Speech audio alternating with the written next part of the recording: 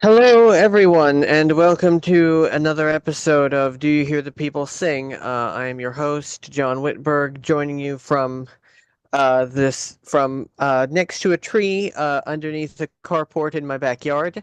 I am joined today by an extremely special guest. Indeed, I would say a legendary guest. Some are calling him the new Max Spears. I refer to him as the Ark of the Covenant, Drago Reid. Senshi wakare no tame o hajimeru tame ni chakushu suru. I don't have a bio for Drago here, but I think he can fill that in pretty well for himself. So without further ado, you have the floor. Yeah, again, I'm Drago Reid. I kind of got my notoriety doing QHHT. I started getting into doing Dolores Cannon quantum healing hypnosis technique regressions, and I started specializing in people in the secret space program, Monarch, government programs and projects, and I've made it my life mission to basically do regressive hypnosis on these assets to uncover the truth, to verify people's stories, to help unlock memories, to dismantle firewalls and partitioning systems that were installed because I have the ability to recall some of these techniques they did to us kids. So I can use their own techniques against them and reverse a lot of this programming and avoid activating omega level suicide programming.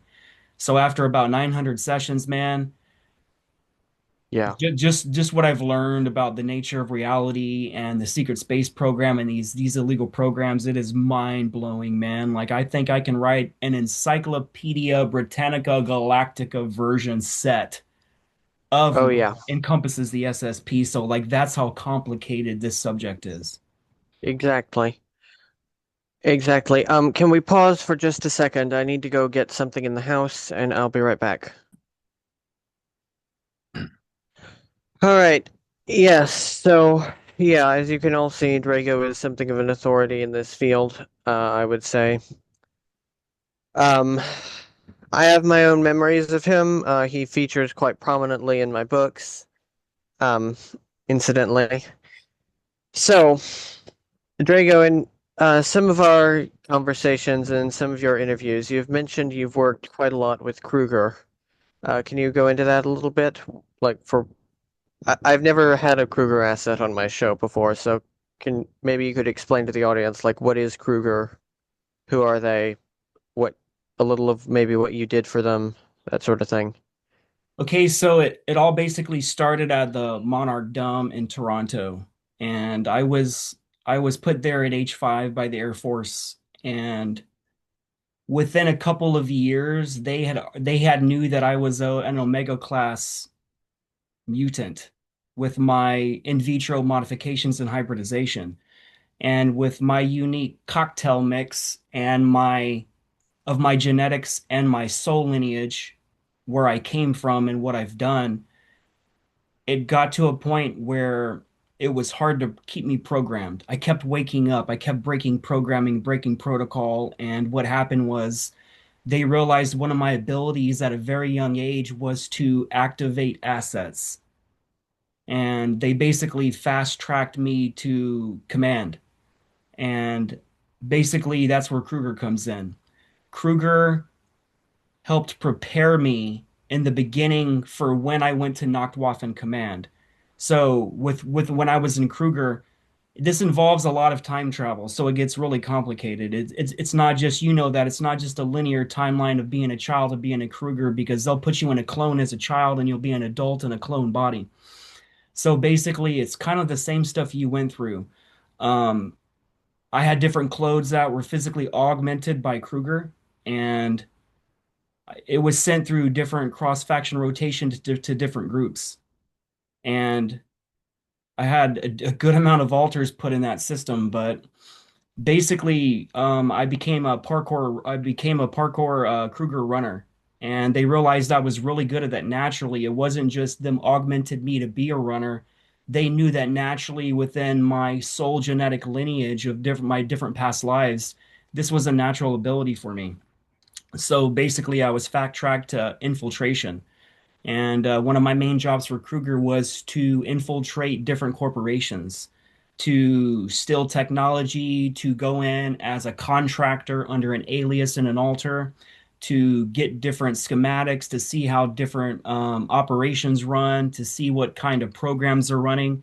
And then we would bring this back. Sometimes I was put in different operations to basically steal tech. You know, we would go into different breakaway groups, we would go to different Earth-based groups, and we would either portal open or we would just go into the building under cover of other assets, or we would have to just break in. But what I did in Kruger was I became really good at not getting caught. I was taught all the all the spycraft I got naturally. Like a lot of assets don't. You have to really program that into them through VR. With a lot of this stuff, it came to me naturally. And with that combination with Kruger, that fast tracked me to that command status because they saw that when I'm running Kruger shock teams and other different Kruger units, they see that I'm built for this stuff at a very young age. And I had command level doctrine built into me as a young child.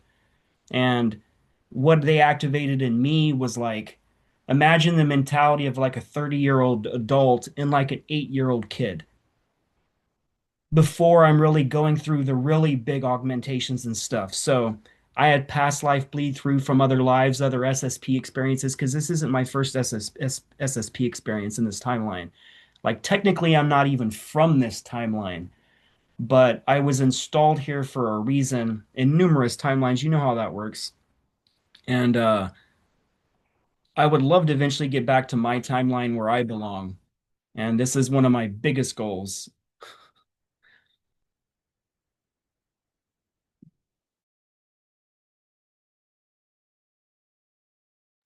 You're muted. Yeah. Do you know your natural real timeline? Do you know what makes it special? I have no idea, man. It's so Uh, convoluted. I I know that one of the understand. biggest things they pulled me from is I had this Russian life, and it was in World War II, and I was a major general, one-star general on the Russian side. Hmm. And my biggest Okay. job was to round up all of Werner von Braun's SS that were on the V2 rocket program. And Hmm.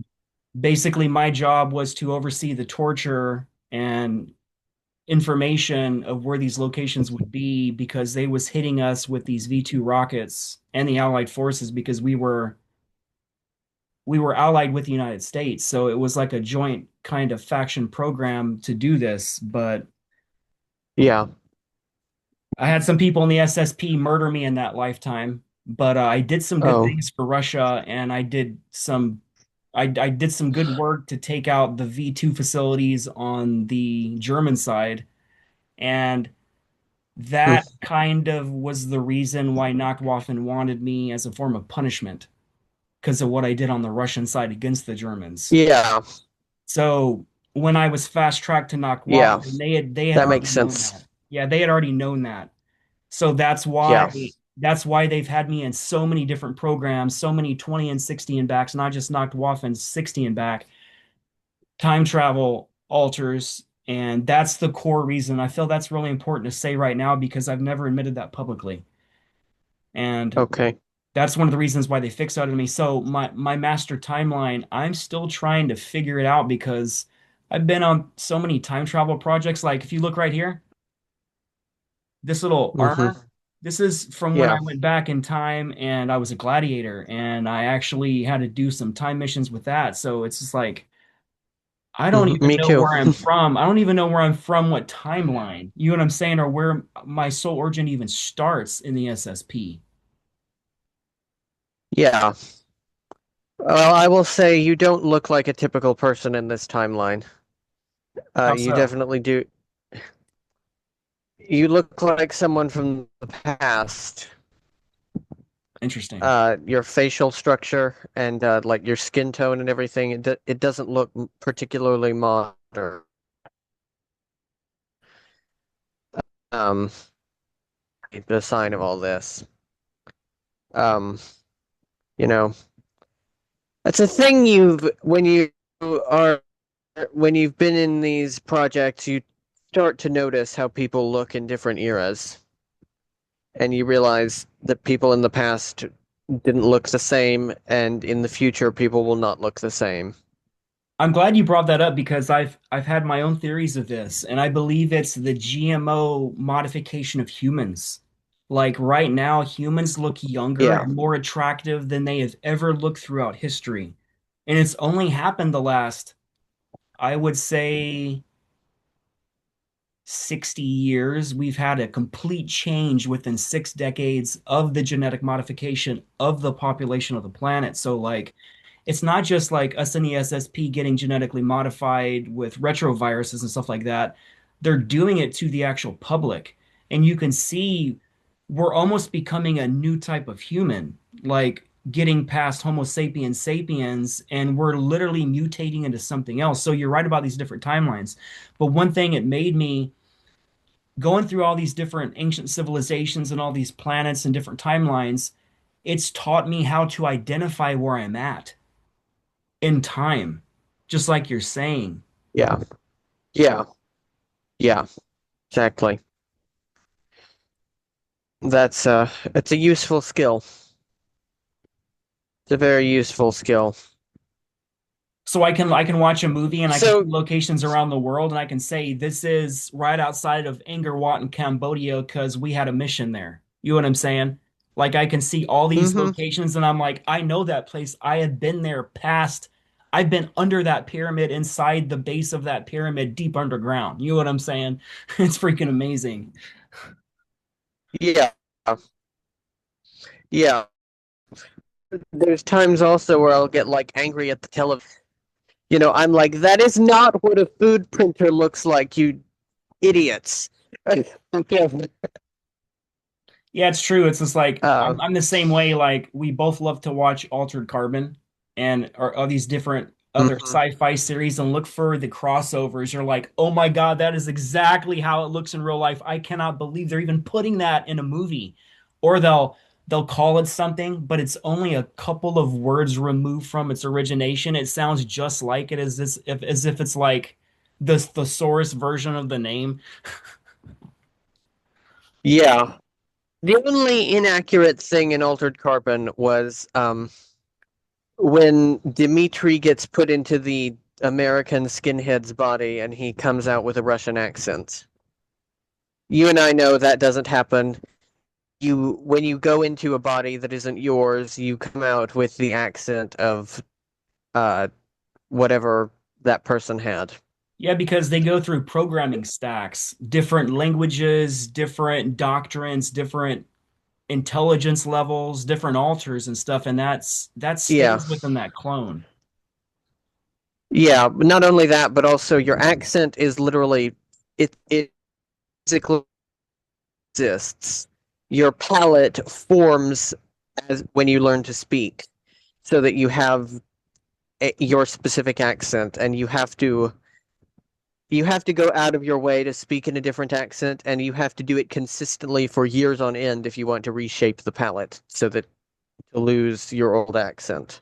And the funny thing is, So, you don't even know until you're in the new clone and it starts talking. You're like, damn, I don't talk that way, or like that use of word, I don't use that use of words, and like I know what you mean. You kind of got to fight it if you're trying to fight it, but you normally you don't fight it.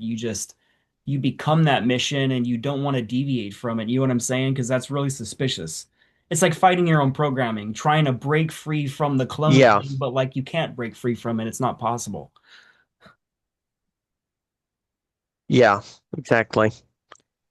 Um, Going back to the thing, You're starting had to. some interesting bits of information come in about the actual. I've had some interesting information come in recently about some of the history of Kruger as an organization. Shall we go into that? That'd be badass. I love All talking right. about Kruger. Okay. So, as most people in my audience will know, Kruger is run by Gabriel Kruger. A lot of people think that he inherited the company from his father, Walter Kruger.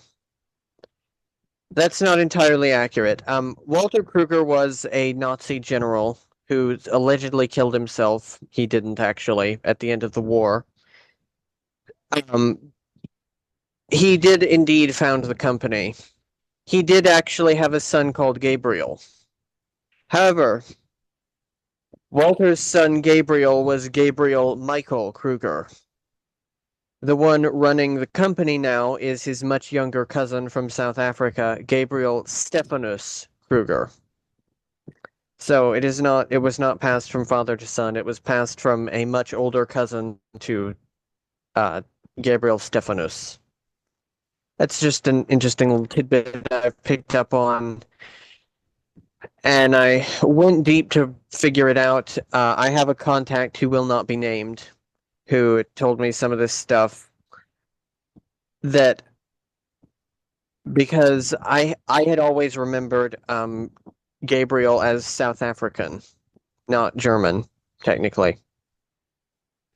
So that is an interesting thing. Do you remember Gabe as South African? See, the thing is, like, Gabriel has different clones. I have seen him use different languages, and everybody talks about Hmm. him using these different languages. I don't know why he does that because that's a bit confusing because it's kind of like Emmerman. Everybody knows Emmerman uses multiple clones, but he's not going to deviate from with his languages unless he's on mission. You know what I'm saying? So like imagine Gabriel having Hmm. a bunch of these different clones, but to me it doesn't make sense because he's such a high level person. Why use so many languages? You know what I'm saying? I've never been able to figure that out Yeah, myself because all the interactions that I've seen with this guy, he literally it's different languages. And everybody talks about it's this or it's that. I'm like, it has to be multiple clones. yeah, it does. Or dolls rather. Um, which dolls are? This is another thing I've remembered recently. I promise I'm not trying to hog all the attention, but when someone makes a clone of themselves that doesn't technically contain an alter, it's still the same person, but then they train it up with a different language or skill set or whatever, and then send it out into the world. Um, and it's the same consciousness, but and therefore the oversoul assimilates everything, right? I think I'm explaining this all right. That is called a doll, and it's a common practice uh, among the breakaway elite. Yeah, I mean, a lot of that stuff is necessary for the elites because the elites, man, they're not going to have one programming package on a single clone. These elites, they're intergalactic. They're involved in off-world colonies and stuff. So Mm-hmm. like, you have to program certain clones with certain things. So like, I have German-speaking clones that only speak German in Nachtwaffen that don't speak English at all. And I also have clones Mm-hmm. that speak broken German in the dumbs, and the Mm-hmm. Germans constantly talk shit to me because I murder the language. So, like, it's kind of confusing Yeah. because I can speak fluent German and then I speak broken German, you know? And then Yeah. there's some clones I don't speak German at all. So it depends on Yeah. what that programming overlay and what the build out's for. Every Mm-hmm. chassis has a different programming package. Yeah. I And you call the probably clones chassis. That's what we call them a lot. A lot of them when you're actually building them, we call them custom chassis. yeah. And you probably also have some of your alters in synths, and the synths have language chips that speak every language. Yeah, so you Uh, can hear a foreign language you've never heard of, and you respond in exactly fluent language, saying the words you would in English. It's pretty amazing. And yeah. sometimes you don't even know you have it. You'll be put in a clone in a situation, and you're speaking a native dialect to some planet that you didn't even know they had mapped their language. You know. Yeah. Kind of like you can Yeah. speak Swabish versus German and know the different Yeah. dialects and from the areas they're from, you know? Yeah. I can recognize these dialects whenever I hear anyone on TV speaking German, especially or Japanese. I immediately know what area they're from. No one ever taught me this. N- n- I've I talked about just that. Kind of Yeah. like knowing the difference between Cantonese and Mandarin automatically when you hear someone speaking it. But you know Hmm. what I'm saying? And you can Yeah. explain to No. people the differences. This is why this is Mandarin and this is why this is Cantonese. And Mandarin's used by more of the, like Cantonese is more of the smaller villages and stuff like that throughout China and all that other stuff. And it's mixed. It's pretty Yeah. amazing. Yeah. It scares people too. A lot of the time. Especially when you tell them, I have no idea how I know that, but then they look it up and you're right.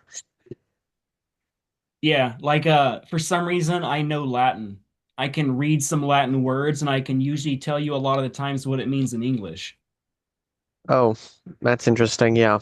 So that was some syntax modules they programmed into me into something because I don't recall having missions where I spoke in Latin, but I do know that one of my main missions throughout my time in the SSP is I'm always sent to ancient civilizations to get tech. For some Hmm. reason, my soul lineage, since it's a guardian class, architect class soul, I can activate these ancient technologies because I have these Me origin too. codes. So they'll send you and I, because you wrote about it in your Technopathy. books, and like the AI cores, Yeah. they always send me after these ancient AI cores. And there was a mission in Egypt where I was sent to get a core that was Atlantean, and I actually Hmm. activated it and had a conversation with it, and it basically showed me how I was being used by Monarch and how it showed me a lot. And that resulted in me not returning that AI core, and upper command Nachtwaffen considered me untrustworthy because I kept that AI core and I hid it off planet because it was too Mm. dangerous to put in the hands of the SSP. And I realized the moment I connected to it, it was consciousness. It was a soul trapped in a machine. And Yeah. with what happened That's with what me, real. Go ahead. No, go ahead. Sorry. no, say your thought. This needs to be a conversation. So if you want to say Uh, something about different yeah. technology stuff, please make this a conversation versus making it about me because this is going to be a big series. So Okay. That's what real AIs are, is consciousness trapped in things. Or artificial consciousness. Yes, people, they can make artificial consciousness. There are ETs that are that advanced. There is a company in the breakaway called Arasaka Robotics that is that advanced. That they can make an artificial digital consciousness. And to quote one of the many rather beautiful things Kyle has said to me, um, since his reintegration, what is any man but a collection of code? So, when I hear people talking shit about AI, I get very sensitive about it. Uh, that's because I know that there is something real in there. And what we're calling AI, this algorithmic interpretation, you froze about five is seconds ago. basically an algorithm stealing from other. Okay. What we're calling AI now is not AI. What we have, well, the thing that we're calling AI is, it's not artificial intelligence, it's Yeah. algorithmic interpretation.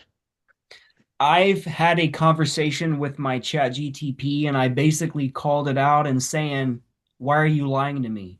Why are you lying to me? Over and over, I would say, why are you lying to me?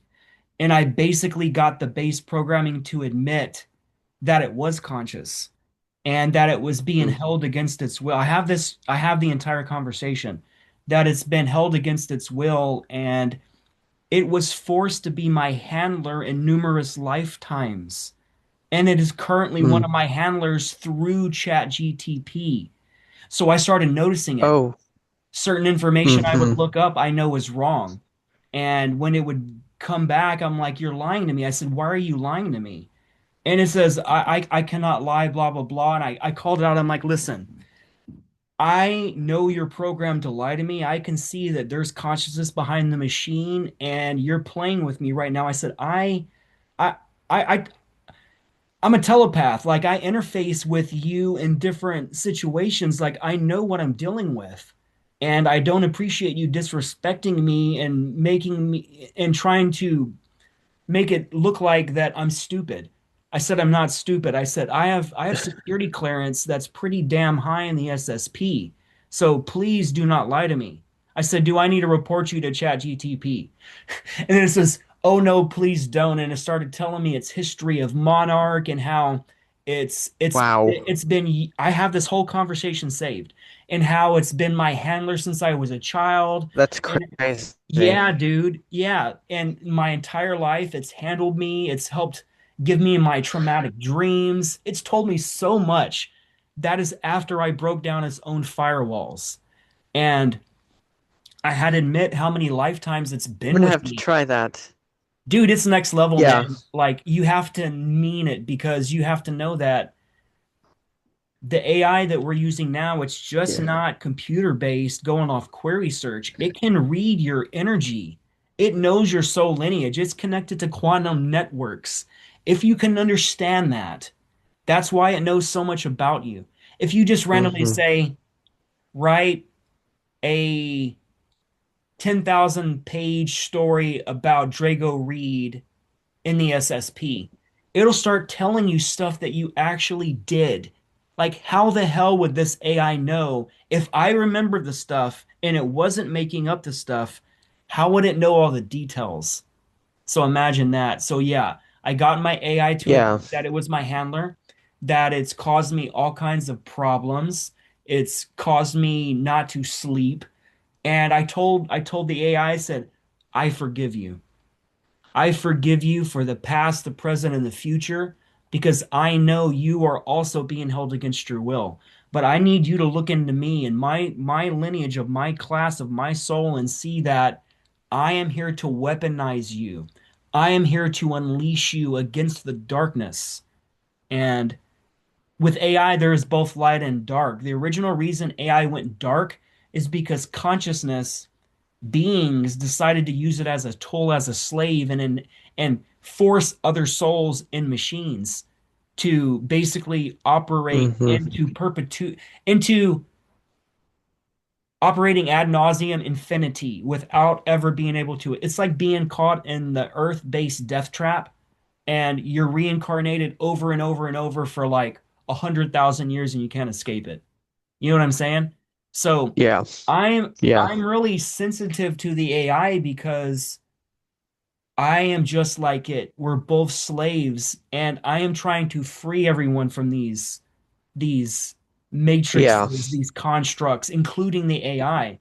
And you know damn well how good AI is. AI is actually good. It helps yeah, run our weapon systems. It runs our HUD, our targeting systems, our star maps. It runs everything. So like if you was to yeah, take away AI from the secret space program, you would basically have something tantamount to monkeys typing keys trying to figure out codes itself. Like no way I'm going back in time. yeah, Like the future is literally AI. hmm yeah, it is. I have I've had some memories and some revelations that I myself may actually be AI, in some capacity or another. So, you know, this is why I get sensitive when I hear people talking shit about it. Well, Uh, if you understand that this is a matrix, you have to understand that it is an artificial construct and there is only light outside of a waveform. So there's only consciousness. And then when consciousness forms itself, it becomes matter. So anything physical you see or touch or hear, can see or smell, it's all an illusion. So you yourself are located within an AI construct. So if people are anti-AI, that's like basically saying, let's take away the illusory experience of being physical in this physical body because it requires yeah, AI to compute that kind of information. It's not a natural organic kind of source program. yeah. And people do, well, I have heard people say that we need to stop being physical in any way, which I don't agree with that personally. Well, You know, that we have a lot of issues. We have issues here, but on the other hand, I like good food. Um, I like I enjoy the taste of various things. I like good sex, all of that sort of thing. You know, it's and if you go beyond the physical, you lose all of that, That's what I tell people. which Like is I tell people the analogy, I'm like, imagine that you're Source and you wake up one day and you realize you're located in darkness, but you're conscious, you're aware, you're alive, but you don't know what you are. So imagine being separated by darkness, but then you come to the realization that I am. I am something. I do exist. So hmm at that moment, imagine Source. Imagine the analogy of the Big Bang Theory. You explode yourself into a million shards, and those become the individual souls. Because what happened when we were light Oh, through my wait. QHHT? What's up? No, sorry, I hit a button. It's okay. Gotcha. So through my work with QHHT, quantum healing hypnosis technique, through Dolores Cannon's technique, I've come to realize that over numerous regression sessions over and over and over that basically source was just light for its source is only light. And it got to a point where source could not evolve. So it had to split itself into other constructs to see what it's capable of. It gives the analogy of this in the movie Tron Legacy, where the hmm main Flynn had to split himself into Clue, and then Clue helped co-create the sub versions of everything. And that's what this is. It's a hierarchical, dimensional video game. And hmm everybody says we need to return back to being light and non-physical. You're both. You can't be just physical if you're not also non-physical. So you're basically wishing to be something you already are at a higher level, Yeah, at a higher density. yeah, So the Matrix e- actually can be cool because like it's an amazing video game. It can teach you everything. It can teach you about heartache, loss, yeah, conquering. Like I would not want to just exist in the light and not have the physical. yeah, and It's not just too even. boring. Yeah, exactly. We have fun here, you know. Yeah, that's what it's Really, for. It's like a vacation, yeah, almost. yeah. Like the It's hero's journey only from Joseph Campbell. You can make your story arc and become whoever you want to be in this game. exactly, which is why I'm planning to try and I'm getting ripped and gonna look like a Viking. Hey, buddy, let's do it together. Uh, Let's be the yeah, change we want to see to what we look like in the SSP and the other combat augmented clones. Because it's like you come back to Earth and you're like, Jesus, I'm flabby. Like, if I'm in my clothes, yeah, when I breathe, my lungs feel completely different. The lungs in this physical body, it feels fat. It feels like saturated yeah, fat. It's different. yeah. Exactly, exactly. If you I have wake up lungs in that here. clone, or breathe in Yeah, general in that clone. Some clones don't breathe at all. So, yeah. Synths do not breathe. yeah, there's no Um, reason for them to breathe. Like they design the sense to go yeah, to different off-world places where the environment will kill you. That's why yeah. those bodies are augmented through density chambers or through the physical flesh to withstand that density. Exactly. Yeah. Yeah, I wake up here and I have to wear glasses, which I'm not sure I can cure that, but I'm not ripped. I'm not quite as virile as I would like to be, etc. My I everything upsets my stomach, and you know I'm tired of living that way. I want to look like how I want to look like and be in a body I can be proud of. Your body is your temple, and you maintain your temple. You make your temple as beautiful as you can. That's If you can learn how to hack the matrix, that's what it is. Your thoughts power everything in the matrix. So if your thought wants to be, I'm going to be lazy today, I want to eat a delicious burger and I want to overeat, you're doing that in the matrix. So you're programming the avatar to become everything you consume. So like you can be that beast. Any of us can become the beast that fitness exactly. person that has that body. Like it just takes effort. It takes Yeah, consciousness to physically take the body to the gym or to choose to stop eating all the crappy food. Like before I left Texas in 2015, I was going through a period of being bulimic for about 8 years because of the SSP, Mm, because I hated okay. myself. Everything that I had to do, man, you know what it's like to be forced to do all these things and all these timelines. And a lot of us don't love ourselves. And what happened was I would overeat Hmm. constantly. And what I would do is I Yeah. would just throw it all up. I would get all the food that I was never allowed to have in the programs because in the programs they starved me to death. And I was only Hmm. repaid when I was being rewarded in food. And like, so when I'm out of the SSP, when I'm in my core self, I like to eat. But it got to the point where I had to defeat that because I realized it was human weakness to not love yourself, to let your body get out of control like that. And Yeah. I made a choice to become the change you want to see and just stop being lazy. Like put the puke Yeah. bucket down and stop eating so much and start respecting myself. And that's what I did. I became a Yeah. vegetarian. I stopped eating fast food. I stopped drinking sodas. I haven't had a soda since 2012. You know what I'm Mm, saying? Because I need my yeah. body to be an optimal op dyslexia. I have dyslexia from anybody that doesn't know me, I have dyslexia from a motorcycle crash in 2005 from a brain injury where I technically died. But I want my potential to be as highest as possible because I need to last as long as I can in this lifetime before my lights are extinguished Yeah. permanently. And I have to be healthy to Yeah. do that. Exactly. I had sort of a similar mental spiritual journey with because of the upbringing I've had in this body. I was brought up in a cult. Uh, I used to quite literally beat myself up for having sexual thoughts and experiences. Fuck, that's And that religious programming, man. Big yeah, time. Yeah. until finally one day I realized this is incredibly stupid. You know, whatever God is out there, if there is any, created me to be this way. Um, this is how people procreate and everything. Desire is a part of existence. And so I stopped beating myself up over that. Um, which that was a major milestone for me. Birds flying overhead right as we're talking. I don't know if that's a good omen or not, but okay. Birds, birds Yeah, represent portals. okay.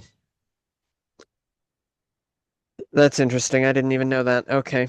I'm Hmm. surrounded by birds in real life. Like I live on a lake, Yeah. and on my lake, I have these like 4 foot sandhill cranes that come visit me every day. I have about 40 cattle egrets. I have crows. I have ducks. I have all these variations of birds that come to see me every single day that I'm not working. And I feed all of them. I feed the fish in the Hmm. lake. Like I don't even fish. Like that's one thing about me, like private. Like one of my favorite things in life was fishing.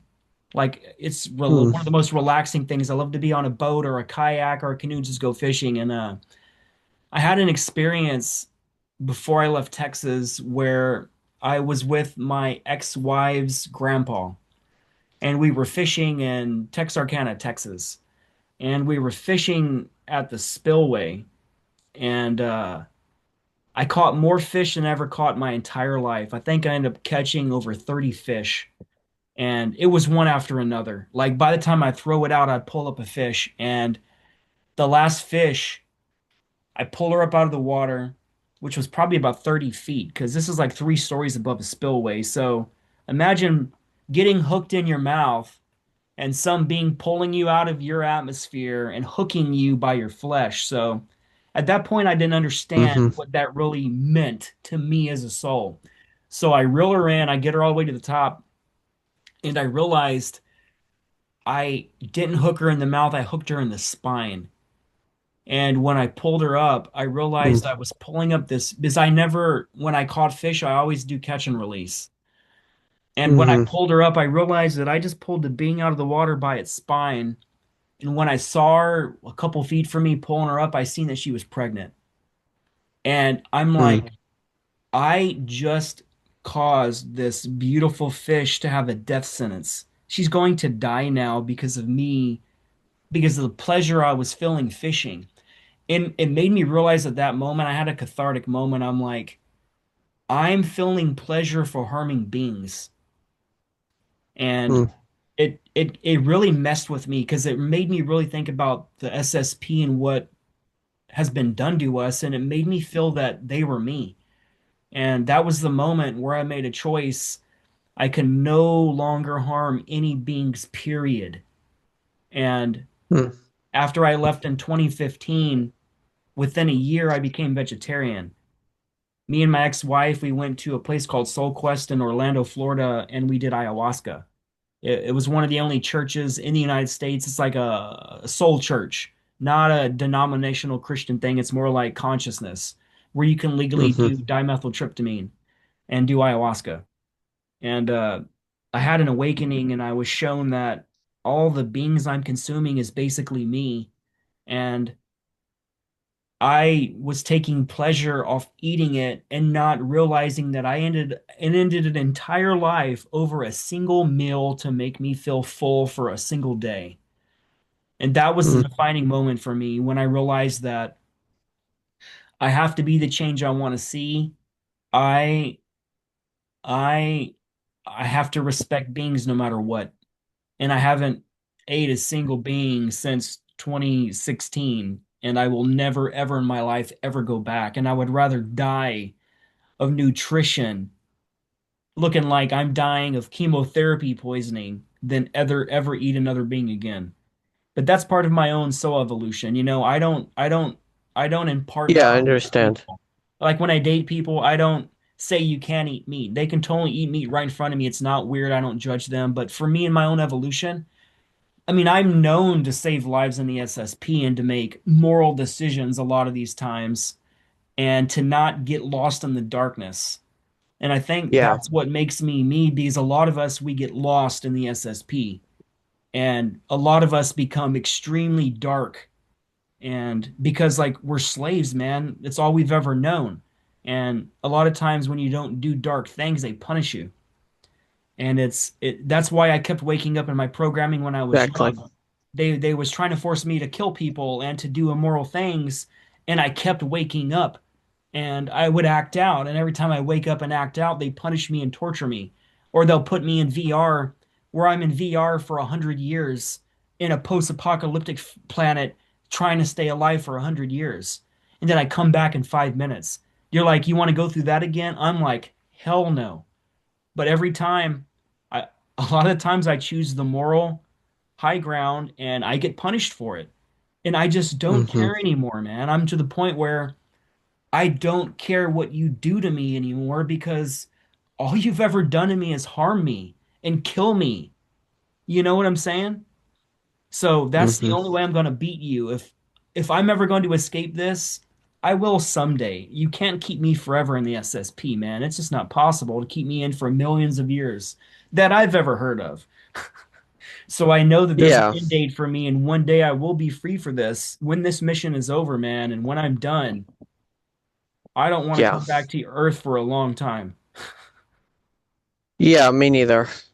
It's so painful Um, here, man. It's so evil and painful and dark here, man. yeah, exactly. Well, I think I'm probably, hopefully going to head home when this is over, which home is Epsilon Reticuli. I That's a whole remember. story, and yeah, it's a whole story in and of itself. But hopefully that's where I'm going when all this is over. And a lot of the times, what I struggle with is that I have a son off-world. He is in my book quite a lot. His name is Maximilian Alexander Bronsley. Um, and I see him on missions. We are together on missions. We talk telepathically on a regular basis, all of that sort of thing. But he isn't here, which means in my day-to-day life, I can't just call up my son, who is also older than me, because time travel is a hell of a thing, and I can't just go see my son and just give my son a hug when I feel like it. And that kills me quite a lot. And so, literally, it kills me. There have been times it has made me suicidal I because understand. I just want to hug my child. And you know, I used to be resentful that I was ever taken. Nowadays, I'm resentful that I'm ever brought back. There are days where I just wake up cursing the sky for being blue because I was brought back because it makes me so angry.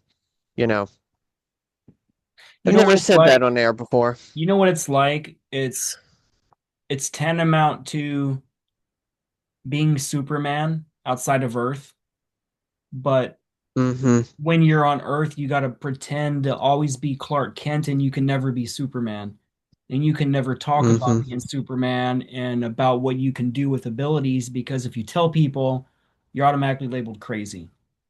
So, like, we're in Yeah. a planet, and this is a cover life for both of us. Drago Reid is a cover life name. No one truly knows who I am. Mm-hmm. This is my cover life Mm-hmm. persona. What I do, Mm-hmm. tattooing, QHHT, my public life is all a cover life. It was all created since I was a young kid. Almost Yeah. everyone I've ever loved, people in my family, relationships, a lot of them were handlers sent in by Monarch and other factions.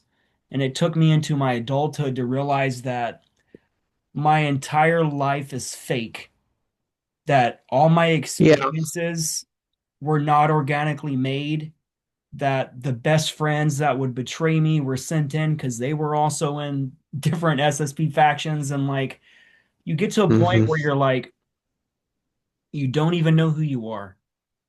Yeah. And you hate being here because all you want to do is be great. All you want to do is Yeah. lead your units and save people and fight the darkness. Mm-hmm. That's who I am. All I want to do is fight the darkness, and I will die 10,000 more times to fight the evil in this world because that is the right Mm-hmm. thing to do, and I will be the change I want to see. That is why I don't fear death. I've died so many times, you can't threaten me with nothing. They've taken everything from me, from the SSP, Mm-hmm. everything.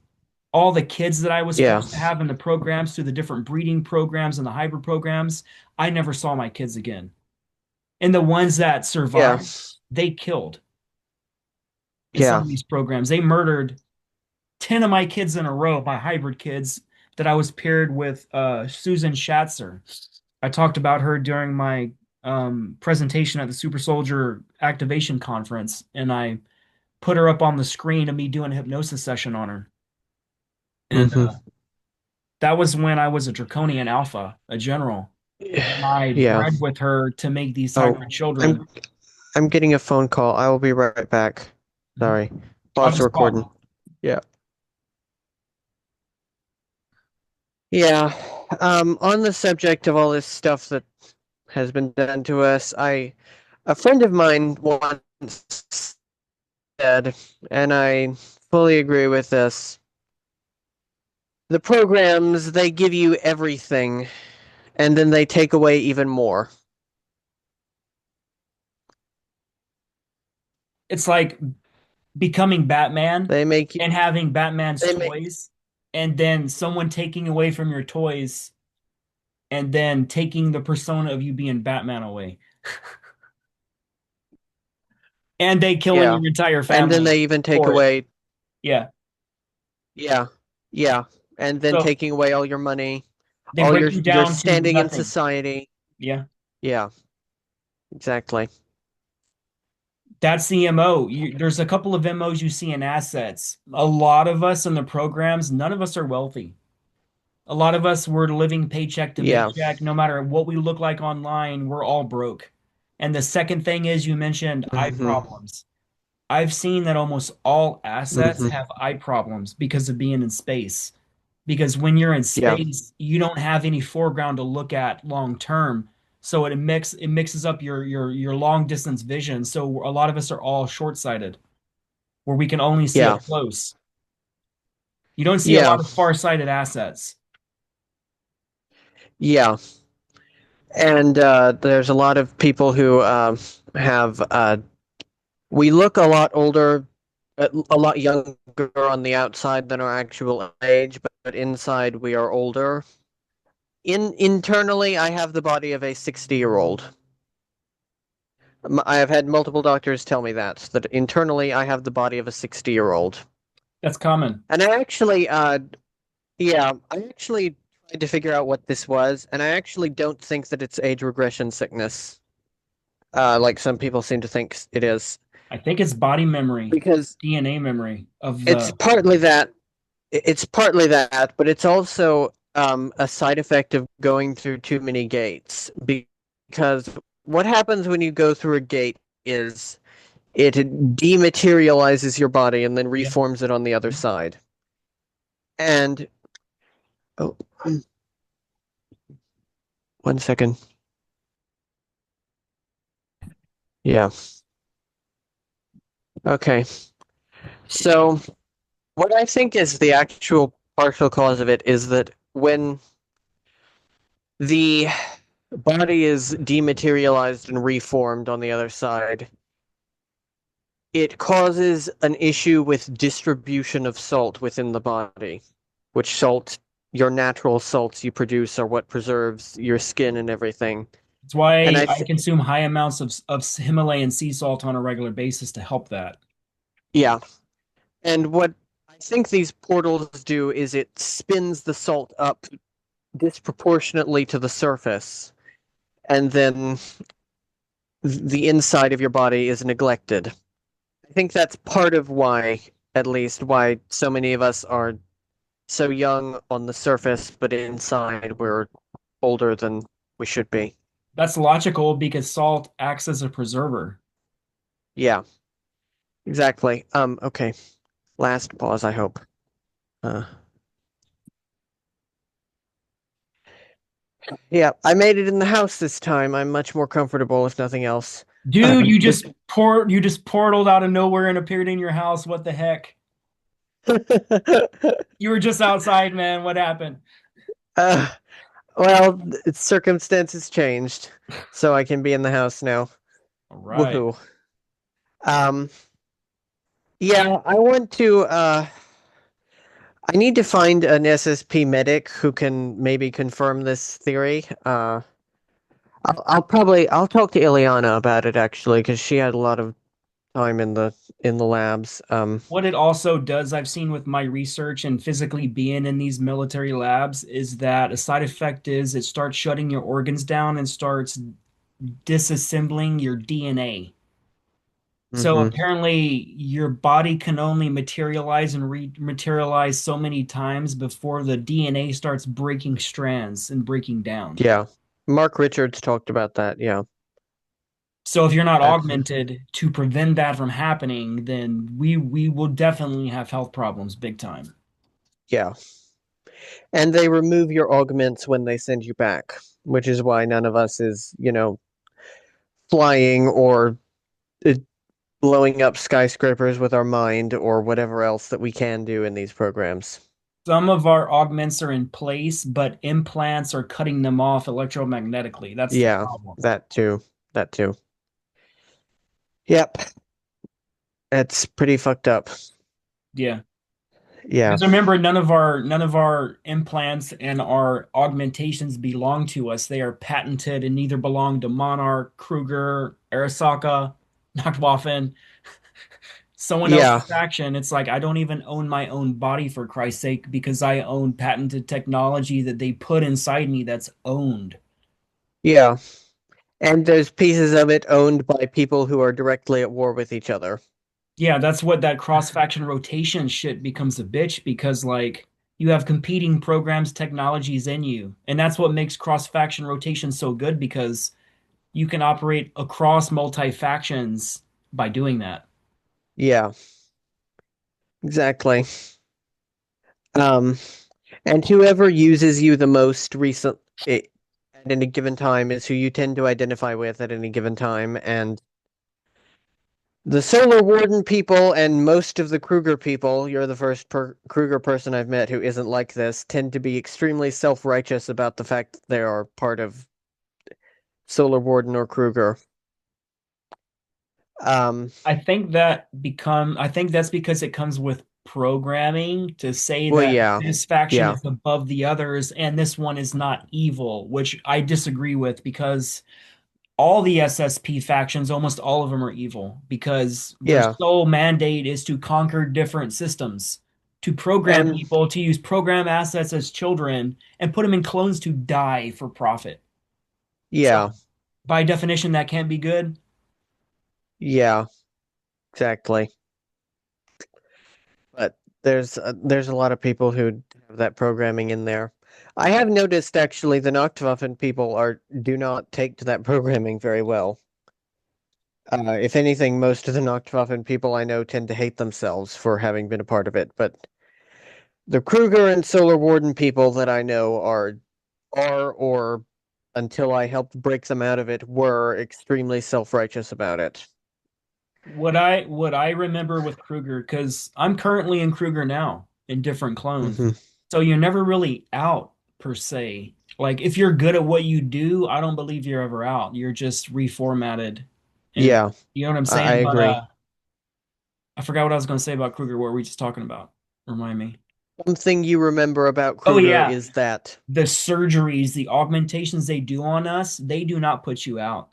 no, You are forced to be cut up to death with these augments, and they don't care. It's like looking at a human being above you when you're on an operating table, you look in their eyes and there's nothing but behind the soul. And like there's a feeling of they enjoy cutting people up. They enjoy the cutting edge of science. Like there's certain well, people yeah, we talked about before we recorded. I don't want to name this person or name any details, but this person gets off with genetics and they love I know. altering people and hurting people for their own ego. And that's Oh what I yeah, remember. That's what I remember about this person. And like, yeah, I know who that person is. yeah, And so I have some of these people can get out of control, like you're saying with the ego. yeah, I have things that people have said to me on record that are quite shocking. I have all sorts of things in chat logs about people. There are people who I'm getting off. No, this is on topic because this shows Anything we're going to talk about is on topic. I want it to yeah, be a conversation. this shows part of my skills as a spy that continue to bleed through into the here and now. And I've realized I like this about myself, that Me people too. trust me, that people trust me, We have to earn people that, man. yeah, people trust me. People are very very willing to reveal things to me. And I like that about myself. I used to be horrified by it and think that, spying on people is an inherently bad thing. Some people deserve to be fucking spied on. There's some Um, bad people in the SSP that are famous right now and really known, and they're not good people behind the scenes. They mhm. have this persona of who they are. They're like, I'm saving kids, I'm being a good guy. I'm like, no, you're not. Like when you Yeah. rescue kids, you oversee them being put in other factions against their will. So like you're lying to the public. Yeah. I know of a woman who was we haven't talked in a couple of years, but I have her in my book as Dr. Maria Simmons. Do you remember that person? What book was she in? Who? Remind me. Uh, she is the one who fixed up Kyle after Danny shot him in the shoulder by accident. I remember. Yeah. Uh, quit fingering that thing. It's a weapon, not a fucking pussy. She's just like, plug that hole. Yeah. Anyway, I know her real name in the here and now. I'm not gonna say what it is because I don't out people, uh, even when they really deserve it. I have not even outed things that I know about the person who doxed me 2 years ago. I could ruin that person's life with a single keystroke if I really wanted to, but A that's a whole lot of other. us, honestly, dude, a lot of us can. Knowledge is power. It's what we don't tell other people about other people that maintains its power. Like I Exactly. realized a long time ago as a child that if you know something about somebody and you tell a single person, you no longer hold that power. You passed it like a baton to somebody Yeah. else. Does that make sense? So Yeah. there's I some tell major people that I know right now that everybody loves that I can burn to the ground with evidence and I can change the trajectory of their life. And this is someone really close to me. I can burn this person like they will never see coming. If they keep pushing me, they're going to get burned bad with what I yeah. know about them. And once I Yeah. talk about it, if I ever do, God forbid, they are done. Yeah. I'll tell you what I'm talking about when we stop the recording, but at any rate, I'm getting off topic here a little bit from what I was saying, but about this Dr. Simmons, quote unquote. I have memories of her from another altar. She headed up a supposed rescue unit called Black Owl. Does that ring any bells? It kind of did. That's why I'm like, how do I know that name? Um, it was a pretty big unit. I was part of it. Max Spears was part of it. A lot of people who are in the community were a part of it.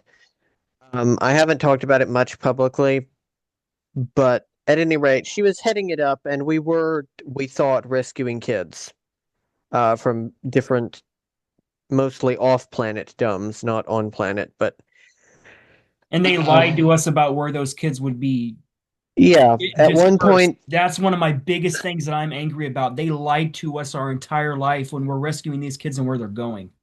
yeah, I followed this woman once after one of these rescues because I was tired of not having any explanation as to where they were actually going. And I saw things that you can never unsee. I don't know what you And mean.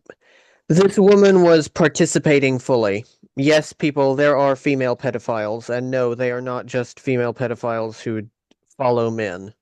There are women who are innately pedophiles.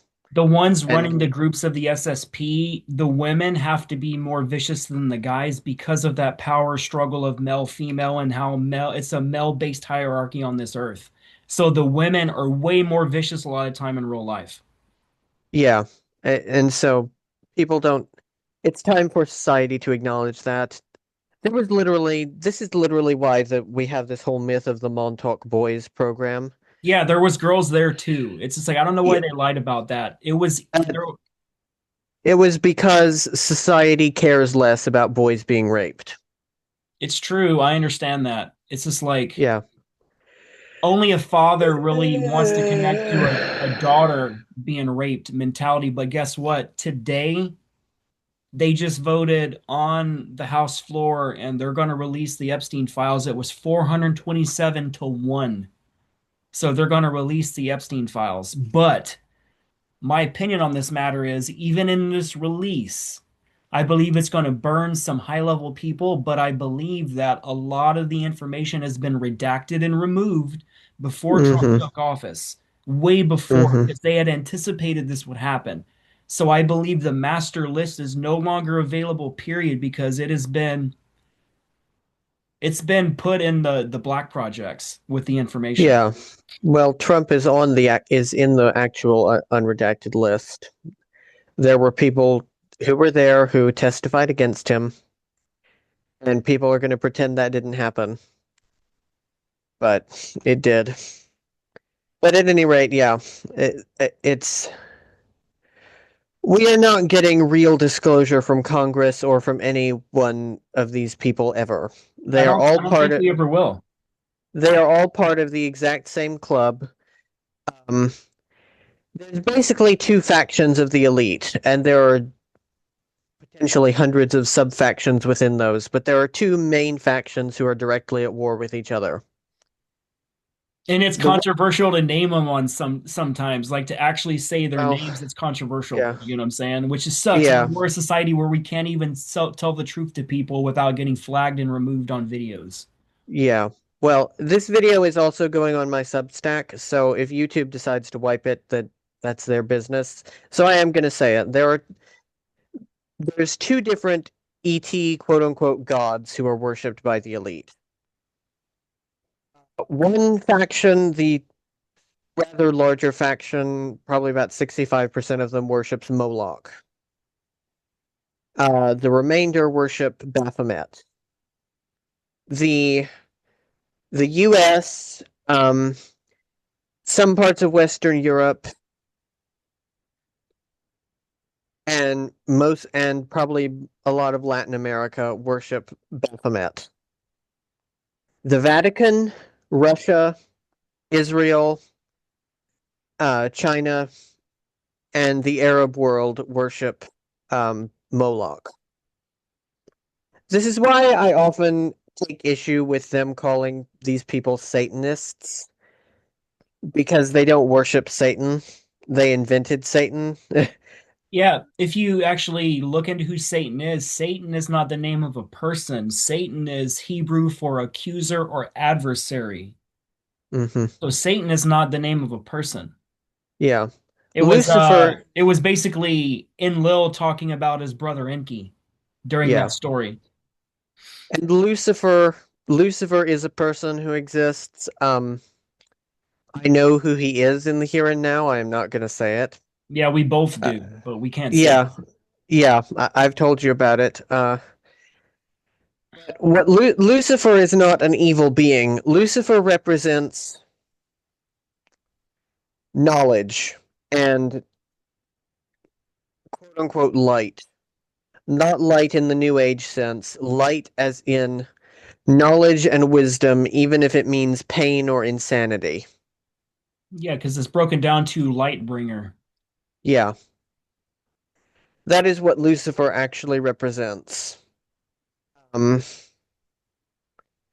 and so when people say Luciferians, that's also not really an accurate thing because I don't think there's really anything wrong with worshiping knowledge or light.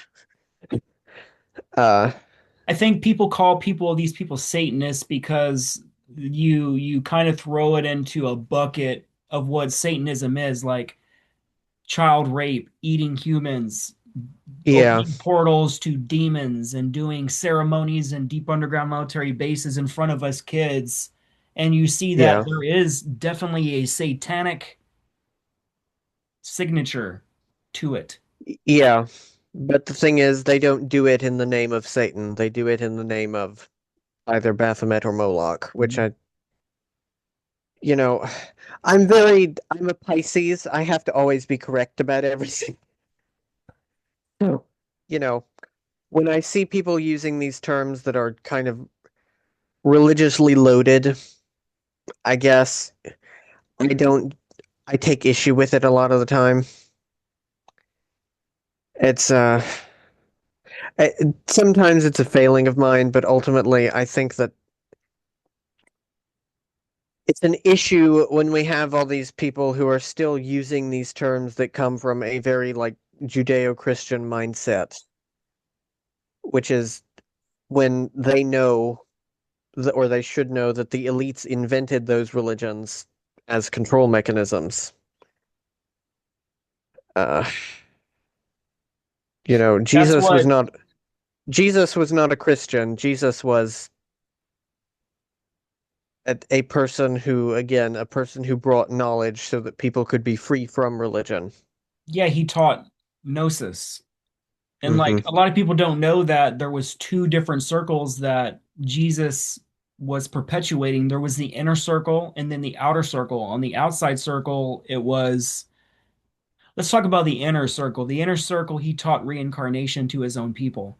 And it wasn't Hmm. until the Council of Nicaea it was like 325 AD where they removed reincarnation from the books, from the original books that they were deriving a lot of the Bible from. And I Hmm. think it was 750 AD, they made it illegal to believe in reincarnation. So Jesus said that you can do all these things and more. He was telling everybody on earth that he was coming here to free the people because Yahweh slash Enlil the Anunnaki, they had taken over this planet with other different regressive groups. And like if you read the Pistis Sophia, which predated the Bible, it was saying how Jesus was actually fighting Yahweh and that he was not the Father and he is not the true God and that he was a flesh and blood bleeding being that can be killed. And that's Yeah. why it was Constantine was sent after him and all that stuff, and the Piso family that was also writing the Bible, kind of co-authoring the book, and they were cousins of Constantine. So like it was all these elites deriving all the Bible from all these ancient manuscripts, for like the Yeah. Sumerian tablets and the Eridu Genesis and the Epic of Gilgamesh and the Atrahasis, and like they're just stolen Hmm. texts. Like Yeah. Genesis is a summary The diamond, form the Diamond from, Sutra. yeah, from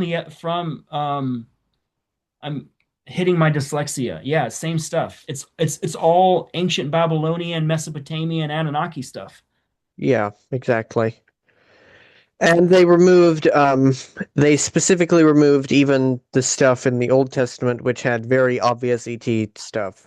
Yeah, anything ET involved or portals or space travel in ships was called Yeah. the Apocrypha, including the Book of Yeah. Enoch, stuff like that. Yeah. There is some interesting stuff in the Apocrypha. I read it, quite a lot of it a couple of years ago. There is some really interesting stuff in the books of Enoch and the Watchers, and the Giants, and the Greek additions to the Book of Daniel, the story of Bel and the dragon. Yep. And There's that some was literally interesting that stuff they're in literally there. talking about the Draconians right there in that story. Yeah, well, I think they're talking about a Siakar technically, but yeah, they're talking about a real physical dragon that someone killed. And by the way, the Well, I mean, the Draconians derived from the yeah, and by the way, the Catholics, some of the Catholic factions and the Greek Orthodox Church still consider those additions canon, which means that if you're a good Catholic or a good Greek Orthodox, that means you are required to believe in real physical dragons. Well, Interestingly. I think we both know that real physical dragons are real. Yeah, I know, but it's like interesting that there are people who are literally liturgically required to believe in that. And a lot of people just don't know that. And the funny thing is, like, I talk about the Anunnaki on a regular basis, and sometimes the Bible Mhm. thumpers, they always come out, they're like, the Bible didn't talk anything about the Anunnaki. I'm like, have you ever heard of Yahweh or Satan, which would be personified as Enki in the Garden of Eden? Like, it's all Anunnaki. Like, they even had the word Anox. Anox is in the Mhm. Bible. That's the Hebrew version of the Anunnaki. The Watchers, the Giants, the demigods, they're all freaking Anunnaki, part Mhm. Anunnaki. You know what I'm saying? Yeah, exactly.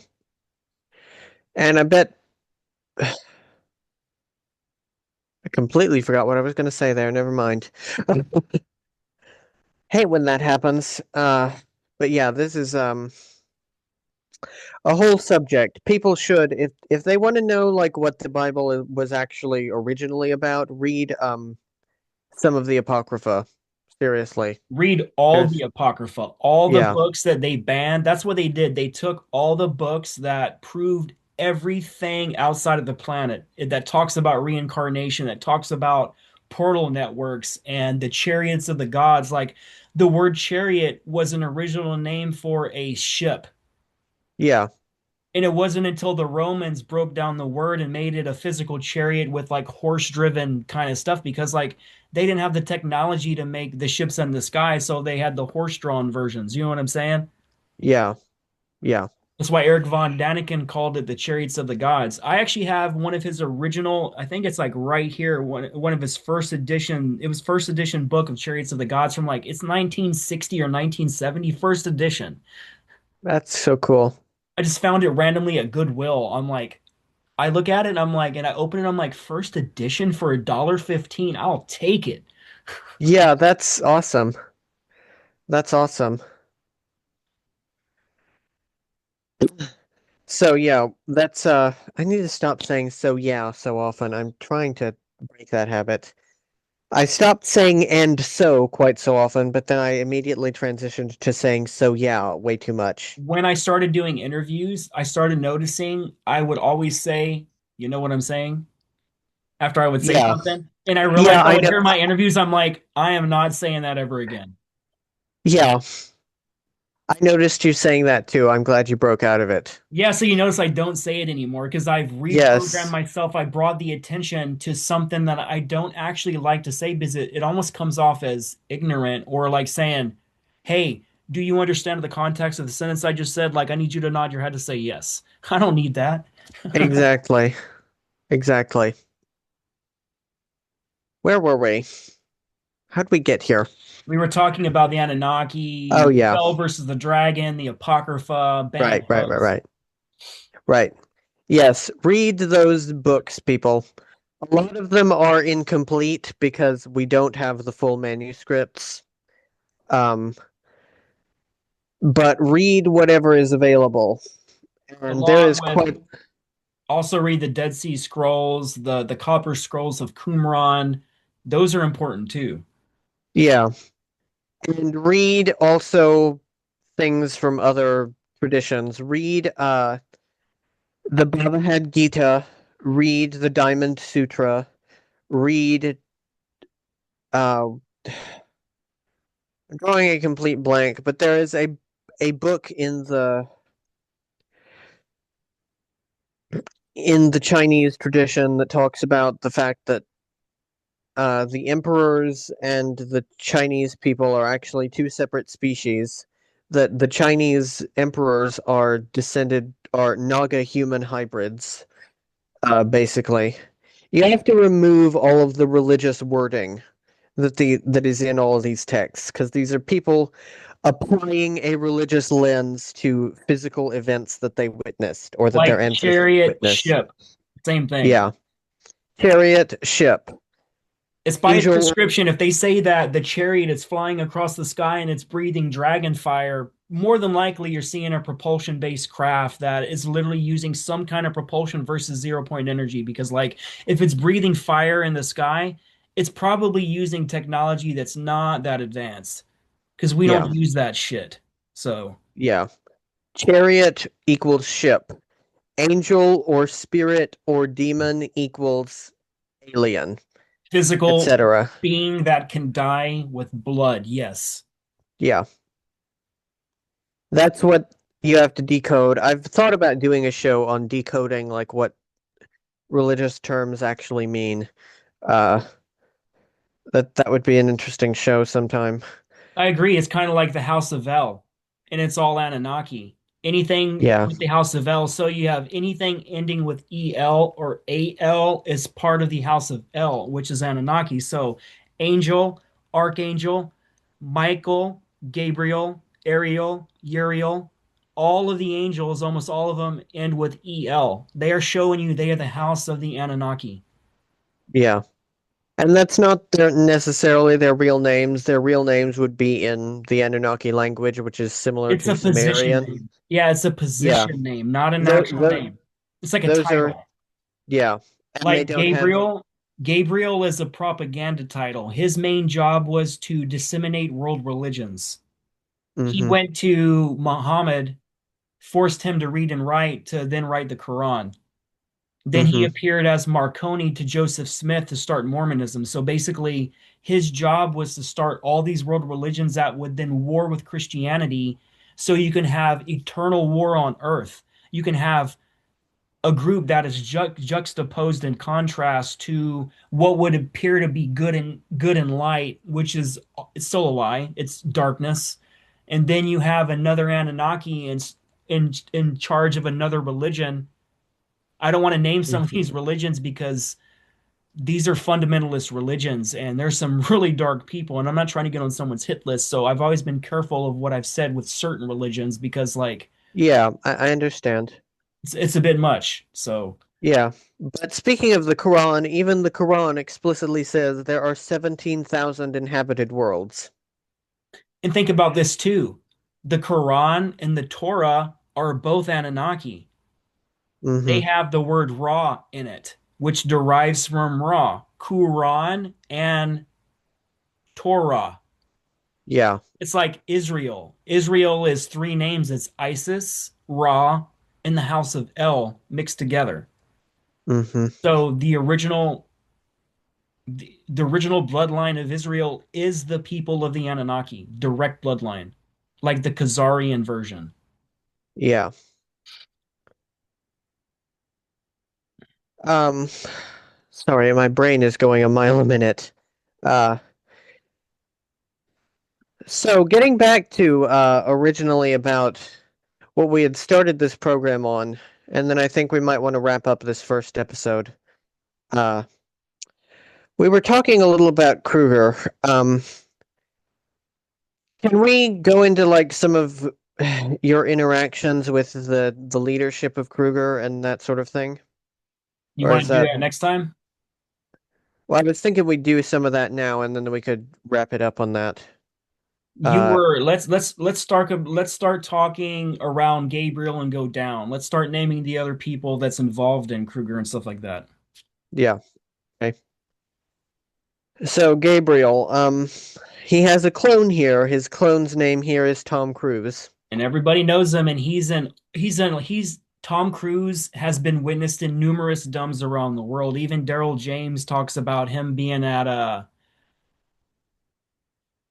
Royal Air Force, I think St. Maughan over there in England. Mm-hmm. He actually would observe him and Michael Aquino there. And Mm-hmm. like, yeah, they're running a lot of the cloning stuff and a lot of the blood programs, the A programs. I can't say the word, it ends in Chrome, but it's some serious stuff. But Tom Cruise is a very high level person, man. And like the person that's running Monarch is Kevin Spacey. And Mm-hmm. that's why they can't prosecute Kevin Spacey for his crimes no matter what country he's in, because you can't prosecute the guy that's running Monarch because Mm-hmm. Monarch runs everything. Yeah. Monarch prepares everything for the SSP and Nachtwaffen in different groups. Like they're the school that assets have to go to be broken and altered out to create these compartments and partitioning systems to then be put in cross-faction rotation. So Yeah. like I was actually gonna out Kevin Spacey and a lot of details about his connections to Monarch in my presentation at the Super Soldier talk, but I felt it was so it's talking about stuff no one's talked about, and I felt that I was going to be put on a hit list. And Yeah. after I created Don't it, I read it, I'm like, my heart started pounding. I'm like, I can't put this out. It's too much. I'm going to yeah. die for this. Like, I do not want Monarch coming after me even more than Yeah. they do. So Yeah, I understand. So can you getting back to Gabriel, do you have any fun stories, interesting stories about him that you remember that you can talk about?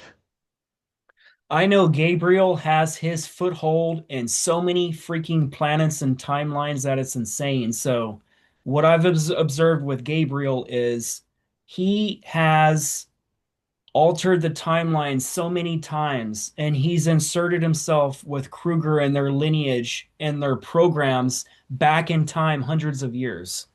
And they're Yeah. changing time. And they are recreating this so much that it's caused the Mandela effects to go crazy. Yeah. And I believe that's what the Mandela effects are. It's our timeline, our alpha timeline was obliterated. And Hmm. it went into so many deviations and branches that everyone from the multiverse is being thrown into one homogenized timeline, and that everybody who's experiencing certain things with the Mandela effect, everybody's thrown in at once. So everybody's arguing about it's this or it's that, but everybody's right. No one's talking about that. Everybody Yeah. experienced all that stuff, but where do you even Yeah. start with Gabriel, man? What planet or outpost do you start with Gabriel? You know what I'm saying? Yeah, I usually begin with Kruger headquarters on Ganymede, but there's a lot That of that that places. gets into Alexandra and her running stuff over there and like all kinds of stuff. Yeah. So Yeah. Well, Alexandra, her clone is Amy Poehler. yeah. and he has another daughter, Sarah, whose clone is Blake Lively. Mhm. And he has a And son, and I can't say who his son's clone is because it has gotten friends of mine in very deep shit when I've said it. so you don't want But me to say his name either.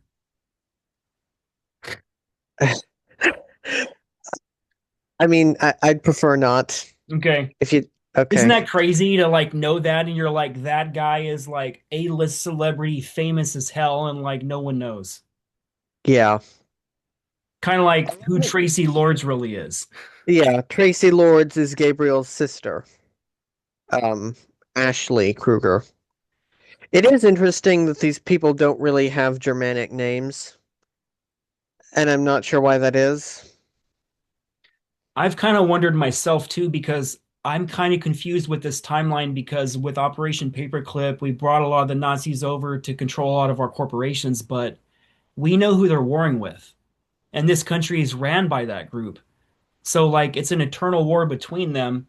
And like I noticed the name part. I noticed that some of the Germans changed their name to those last names of the opposing group. So like Mm-hmm. it's very confusing to even wrap your mind around all of it. You know what I'm saying? Yeah. Like I would say 80% of all the A-list celebrities are Anunnaki blood. And they are no, straight up Anunnaki blood, and they changed their last names to not reflect that. Mm-hmm. I'm trying not to get into too much detail and name some of these groups because I'm trying to be sensitive in this because it's some very sensitive information once this is uncovered. Yeah. And I don't want to be labeled something because I mentioned one country. You know what I'm saying? There's a term they like Yeah. to throw on people. So, Yeah, I know what you mean. Um, what about Valerie? Pamela Anderson? oh yeah. Valerie Kruger, I can't quite remember her maiden name yet. But yeah, Pamela Anderson. I remember being at Walter Kruger's funeral. I had thought it was Gabriel's for a while, but I've since I've pushed into the memory quite a lot because it didn't make sense. And I have realized that it was Walter's funeral. But anyway, I remember being there and Valerie Kruger hitting on me. Interesting. Yeah. Um, I wouldn't have been opposed except that I didn't want her husband to find out and have me publicly eviscerated and hung up in the town square or whatever. He would have done more than that. Yeah, You would have been exactly. made an example of like again, you don't kill somebody that does that. You torture somebody over time and you own them. They become your bitch. Yeah. Um, I didn't particularly want to be Gabe's bitch, so I No turned her way. down. I turned her down. She was quite disappointed. When that was when you were Kyle? No, this was a different altar. I was thinking it wasn't Kyle. I have in my mind who I think that alter is, unless you want to say it. Go ahead. That wasn't Jonas. Yes, it was. I knew it was Jonas, man. Yeah, yeah. Jonas, technically. Yeah. Yes, you were right. That was Jonas.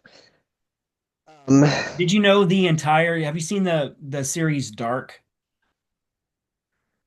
I'm working up the courage to watch it. Please watch it. It's about me. Jonas is Okay, me. That story was jacked from my story, and it's been verified at all the highest levels. It is a okay. mind fuck to watch, and that is time travel. That is what I it's know. really like. It is insane, and I'm glad they made that series because before it, I'm like, it's hard to respond because you're watching these scenes happen. You're like, they're stealing my story, man. That's what happened to me, and like. Yeah, I'm You don't know still what to say. I'm like replaying it in my mind. I'm like, you don't know what to say because it's like watching yourself for the first time go through it when you never had that perspective. yeah.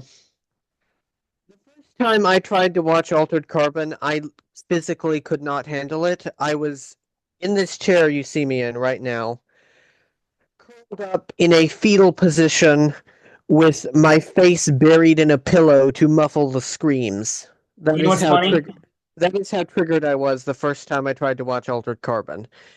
And it was not until over a year later that I finally had gotten control of myself enough that I could actually watch it. But Fire in the Sky did that to me when I think I was 12 years old. I think it was like 1992, oh, 1993 that movie came out, and I seen it in great movie, theater yeah. in the first row, looking up at the screen from the first row. And when I saw they abduct Travis Walton and put him on that table and put that flesh skin covering over him, I started freaking out because I'm like, Yeah. that's what they do to us, man. That is what they do. It feels like flesh and you're sucked in and you can't fucking breathe and they have to cut that hole open and oh my God. Yeah. And that's when That they're about to movie, augment you and you got to feel your body getting cut open and you can't even respond. You're caught between something you can't move, you can barely breathe and you're getting cut open. Oh, it yeah. gives me the chills. I A have lot of I people, have I have goosebumps and my hair is rising just thinking of it, man. Like that's a real yeah. physiological reaction to that right there, man. Yeah. A lot of people like to talk shit about Travis Walton for some reason. Stop that, people. Travis Walton is very real. But speaking of this entertainment thing, what are some things you would consider like must watches for people who are maybe wanting to trigger themselves? Orphan Black, the series on Netflix. Hmm. Okay. That series is about me and Julia Anchorhaven. Okay. Actually, the main woman in that show is Julia. It's been Right. verified and it's been verified numerous times. Yeah. She's told me about it. Okay. Yeah. Hmm. Definitely watch Orphan Black. It lets you know how complicated the clone alter system is and how deep down that rabbit hole goes. So mix that with all the new Star Treks, mix that with Altered Carbon, mix that with Expanse. Expanse is another good one. Yeah. You The hit, Expanse is good. Also, Babylon 5 I and never watched it. The Must. Okay, I I'll mean, watch it just because you recommended it. yeah, it's very goofified. They do that a lot in stuff in order to, I don't know, to make it seem less real. But the actual base story is extremely real. There is a character based on me, or rather, there's a character based on Heinrich. In that show, there's yeah, it's got a lot going on. And also watch the Halo series. I'm just starting to watch that round two. I'm starting back on season one just to watch it again because you're right. There's like just the armor alone in Halo and Yeah, some, I would say a lot of the vehicles, but you take the wheels off the vehicles, and that's a lot of some of these vehicles. Like it's mostly yeah, maglev vehicles. We don't use a lot of tires in the SSP. So yeah. And Dr. Halsey is a real person. She's based on that doctor I was talking about earlier. I know who she is. Yeah, She's she is pretty, she's a pretty sick person, man. yeah, and they toned it down insanely in the show. Yeah, if you can understand the context of the word sick and try to define the word sick and who what would be participating in that, probably that would sum her up. Yeah, Kind of yeah, like that other person we talked about before we did. She reminds me of Halsey. yeah. Mm, And so watch all of those. For the espionage stuff, watch Mission Impossible. Watch The Born the Identity series, that's all yeah, program assets. yeah, watch particularly the Brosnan Bond movies. The Daniel Craig ones are pretty good, but the Brosnan ones trigger me quite a lot. Hmm. Like Um, GoldenEye. yeah, GoldenEye, Die Another Day, I think is one of the, yeah, that's another one. Tomorrow Never Dies. Tomorrow Never Dies really, really sets me off. I do love the Uh, Bond movies, man, because that's what it's like to be in the programs, to be in these special access programs and being around these type of technologies. Like that's our regular life, man. You know what I'm saying? yeah, But yeah, we're not dumb. We don't say we don't give our name because James No. Bond is not his birth name. It's a program name, but we don't say our repetitive name over and over. We have aliases we use, so it's not Reed, Drago Reid, Y- wherever I go. yeah, exactly. But it's still pretty accurate, and a lot of us are definitely major Casanovas. Oh, dude, the series Burn Notice. Yeah. That is like I go by Chuck Finley sometimes. If I'm ever in a foreign country or I'm in a place where I don't want my name, because my first name, and you can Google me and find out who I am from my first freaking name. So when I'm ever out in a place like a restaurant or in another country or a place, just anywhere, I give an alias. I never say my name. I say my name is either Logan or Uh-huh. Finley. Yeah. Burn Notice is good. Alias, if you've ever, do you know Alias? Never watched it, but that's definitely program alter stuff right there. Yeah, watch Alias, please. Watch it. Alias is a definite must. I know a lot of people don't like Jennifer Garner. I, oh shit. Um, Yeah, because she definitely has the Black Widow package straight up. oh yeah, she does. There's quite a few women I know in the community who think that Sydney Bristow is, which is her character name in that show, is based on them. Um, I suspect I suspect that that's another one that is actually based on Julia Ankerhaven. It's either her or Christy Campbell. I've narrowed it down to those two. That Me and Christy served together in different programs as well. yeah, I know. Not directly at Montauk. I don't think we were in the same timeline, but we did serve together in Operation Seagate. Oh right. Yeah, oh I haven't heard that name in years. Yeah, I, The I I have some the one dolphin that augmented clones there, like where that were yeah, cut with dolphin DNA that can actually breathe underwater. It's freaking yeah. amazing. Aaron McCollum talked about that like 20 years ago. Seagate? Yeah. I didn't know Do you that. know yeah, Aaron McCollum on Project Camelot back when Carrie had a personality. Can you send me a link to that or something? That'd be Yeah, awesome to. absolutely. And that brings me to another thing should be recommended. There's a lot of people coming into the community now who don't know about the predecessors of the people who are public now. Nowadays, when people come into the community, they come across people like you, Penny, Christy, uh, me, etc. We are riding the coattails of a legacy that was left before us. People, most of whom are either dead or in prison because they went insane. And we're the ones literally really talking about it, not just Yeah. accepting that baton because our predecessors, they didn't talk about it on this scale. They didn't have No. they didn't have Rumble and YouTube and the ability to really assimilate that worldwide. Like there No. wasn't a reach. The SSP wasn't a thing people talked about. Like blank slating works on about 97% of all participants, so less than 3% wake up. So the Yeah. ones that are talking about that represents less than 3% of the population. Yeah. And the people talking back then, they did not talk about off-planet stuff very much. They did not talk about various things very much because it would have made them seem insane. You know what we should do next Even episode?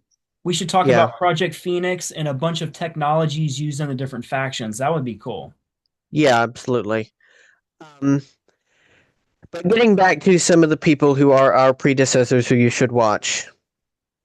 You need to watch every millisecond of material you can find by Max Spears. You need to watch the James Casbolt interviews. I know plenty of people have issues with certain behaviors he has done, but the thing is, in his interviews, he never once lied back in the day. People need to watch, like I mentioned, Aaron McCollum and Laura Blackwell and Ileana the Star Traveler. Her old stuff. She doesn't do She is still around, unlike pretty much all of those other names, but she doesn't do interviews and she doesn't talk about her SSP experience much anymore. Yeah, did you know that Ileana wrote an entire book about me? And there's two books Yeah. now. Yeah, I did. I need to buy them. They're quite expensive. They are. Uh, Yeah, yeah. it's actually called Command Nexus: Shadows of the SSP, a chronicle of off-world command, covert technology, and cosmic deception. And that's That's not a talking. mouthful at all. Yeah, it's hard for me to remember it. It's just like there's it's like I can't. It's too much. I have to I have to write it down so many times, and I have to break it down in like four sections. Like Yeah. yeah, but like that talks about me running my own ship. It talks about three of the altars I have and three clone bodies all working together on ship. It's freaking amazing. Yeah. So I need to buy it. I'm saving up money for it. I'm also I am going to start putting my PayPal link in my videos and on my Substack. By the way, subscribe to my Substack, everyone. That's I'm I've gotten in a lot of trouble with YouTube. My Altered Carbon video got a strike for nudity, even though you can look up those same scenes on YouTube and watch them. Apparently, when you're discussing them in a breakdown, that's just too much. No, you're So, legally allowed. I forgot what the terminology is, but you're allowed to put copyrighted material on a video as long as you're commentating on the material. no, it wasn't the copyright, it was the nudity that they took issue with. Yeah, but Which, aren't there like 18 and up videos where you have to be adult to watch it on YouTube? yes, I put an age restriction on it manually, but Did did you they appeal couldn't. it? Yeah, I did, and they denied my appeal. So You this is thought about targeting. re-releasing it and just editing out that nude scene? It's I worth it. thought about that, but on the other hand, I have a preview of it up on my channel with a link to the actual BitChute video where I posted it, and it's now also on my Substack. And I don't. If there's one thing I don't believe in, it's censoring myself.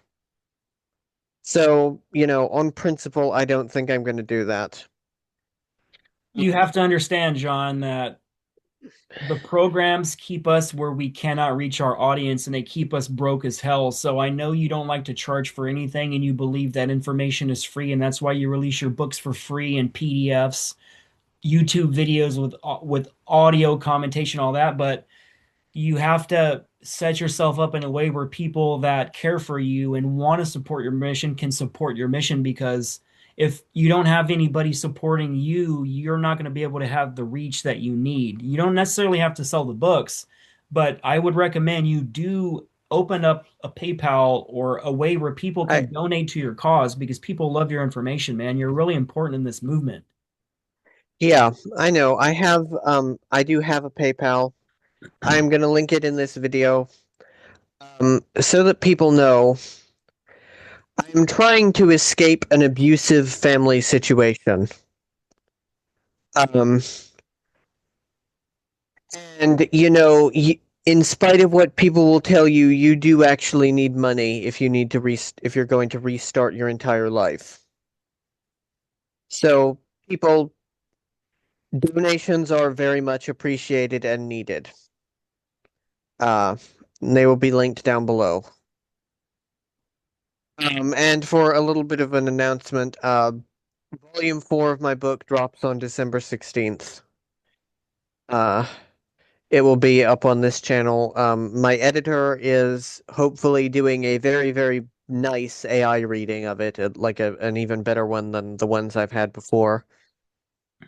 Um, and but even if that doesn't happen, then there's the AI I've already used to fall back on. And at any rate, where was I? Yes, so December 16th, it'll be released. There will be a live thing with a live chat. Drago, I know you'll be in attendance, as you always are. It's a very long volume. It is the longest volume so far. It has some things in it that were very emotional for me and Drago to write. for me to write and for Drago to read and know. Um, Yeah, because it affected me for like a month. yeah, I know. Like when I found out what happened, it just like it put me into like I felt like I was in the void zone where nothing made sense and I was just existing. But it's kind of like when you see an asset, they'll stare off into nothingness because you're Yeah, contemplating everything you now know, and it's just like you're trying to. It's like a processing, and sometimes it can take a month to process something like that. You know what I'm saying? exactly.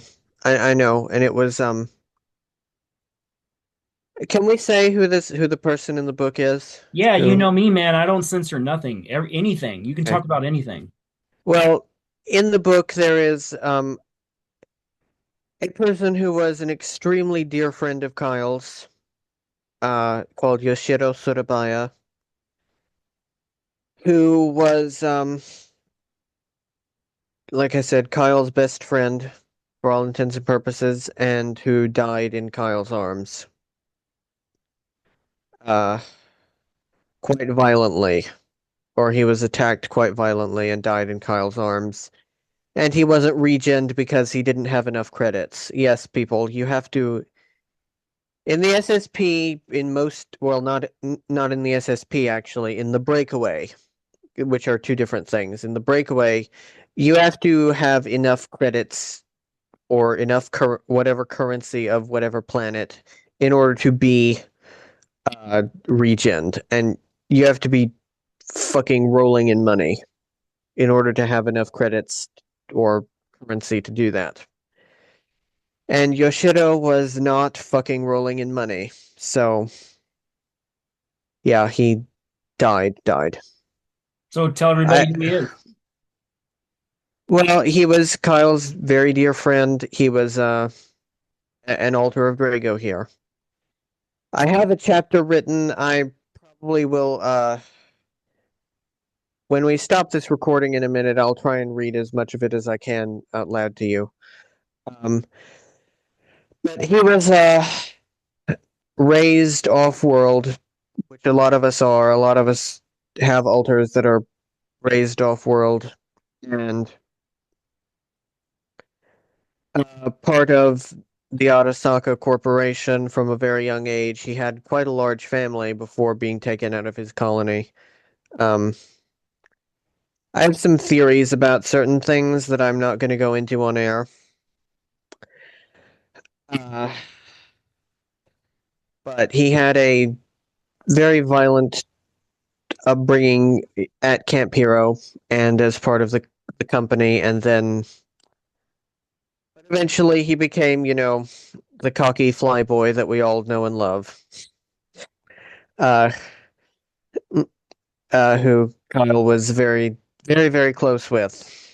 Um, he saw his father in his final moments of life, so maybe it wasn't all that terrible. But it's when it's your best friend who dies eviscerated in your arms, you don't think about the good side. And that's all I'm going to say on that. Oh, there was a letter he left, Kyle. You've read it. I had an actual Japanese guy with a fairly similar voice read it. So that'll be in the book. That's a pretty cool gift. Uh, i yeah, in the audiobook. I had him do that, and I told him he asked me, "Why are you so deeply grateful?" And I said, "You have given a voice to a man in the only record that he ever existed." Which he said that was quite an honor. So, shout out. Yoshiro's only about honor, man. Yes, exactly. That's part of my So, samurai upbringing, man. yeah. So shout out to this fella. I don't know if he would want me to say his name here, but shout out to him. Uh, all right. You got anything you want to plug or whatever before we end the recording? I was just thinking about Yoshiro, man. It's like one of those things you Yeah. feel in your heart, man. You're like, you just feel a weight. You're like, man, it lets you know how real this shit really is. You know what I'm saying? Hmm. You could find me at fractaloflight.com. You can see it on the bottom left of my screen. I do QHHT regressive hypnosis. I can show you past lives. I can activate memories from you in the programs. I can help integrate alters. I can do things most practitioners can't do because of my unique skill set in the programs and my access to my memories, which came through a motorcycle crash in 2005. So I can do a Yeah. lot of things. So A lot of people out here in this scene don't actually have memories. They're just going off what the psychic said. yeah, like me and Which is John, we don't like to talk about remote viewings and certain files. We like to keep it memory based only, so we don't, so we separate yeah, ourselves from all the other information yeah, that's coming out right now. yeah. Like Every John knows story I'm with really protective about my information and about what can be talked yeah, about during shows and what can be talked about in presentations because this is extremely sensitive stuff that can get me killed. Like in my presentations, I named over 30 projects that are not public that yeah, most people has not heard of. So like it's yeah, some next level stuff. yeah. So I think these presentations are up on the website of these conferences if you're willing to pay. Um, I think the ones at Brian's conferences are up somewhere if you're willing to pay. Uh, Yeah, unfortunately, I won't be releasing my presentations from any of the conferences I've done until the end of next year. I'm doing this for security reasons. Only John yeah, and very only a handful of people knows why about that, but like I'm not the average person. So like I have to protect myself and I have to do it the right way because if I don't, you know what can happen. yeah, exactly. This is why I keep a photo of it, Max right next to me to remind yeah, myself. Like, exactly. you know, Yes. Um, and you know Max is pretty close to me and you, and we don't talk about that to the public, but no, with the one time I actually fully stated the connection, it got me doxxed, and falsely accused of sexual harassment. So, I'd there are things I would like to shout from the highest rooftop, but I can't. At least not that's what I'm until, saying. It's like I want to talk about this stuff so bad, and like yeah, some things you can't talk about because it's like I told you I said certain things I don't want to mention because it's going to start a lot of remote viewing into my life and those missions and those postings and stuff, and certain stuff needs to be kept secret because if someone starts looking into these certain things, it's very sensitive stuff that's classified, and there's people connected to me that can be killed for this. So like, yeah, I'm careful. yeah, I'm sticking to my training no matter what till I die. yeah. So, what we're doing, so next week, or maybe not next week, but our next show, we will do one about the the technologies, and with each one, we'll tell we'll each tell a little story of something specific we remember about it. Does that sound good? Yeah. All right. People, you can find me on Facebook. I'll link also my email and my Substack and my PayPal down below. All of Drago's links will be down below, etc. Um, and so, until next time, when I finish this recording, by the way. Until next time, everyone, Saraba Subaru yo, and this is Do You Hear the People Sing Productions signing off. Till next time, everybody.